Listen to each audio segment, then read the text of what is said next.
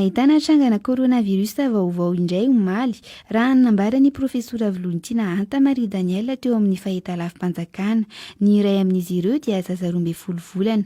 Notanterina fa teto Antananarivo ny 4 tamin'ireo marary vaovao ireo ary olona avy ao Toamasina kosa ny 12 ambiny. Tafiakatra 920 araka izany isan'ny olona mitondra ny tsimikaretina koronavirus nanomboka amin'ny 9 martsa ka hatramin'ny 10 Mey. Nisy marary iray ihany koa sitrana ho iatrany ny mpitondra teny CCO Covid-19. Mitotaly 5 ireo marary sitrana noho izany ary 20 kosa ireo mbola manaraka fitsaboana.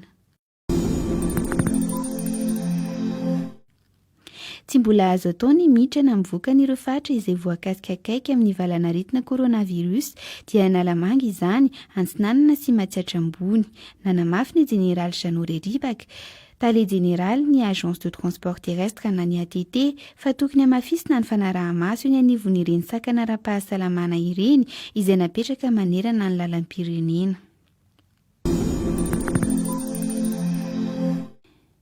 Araka ny fanazavan'ny Lucien Ranarivelo, ministra ny fambolena sy ny fiompiana ary ny jono dia tokony mahatratra eo amin'ny 4 sy 5 hetsy taonina eo ny vary akotro hojinjaina avy amin'ny faritra alaotra mangoro amin'ity taona ity.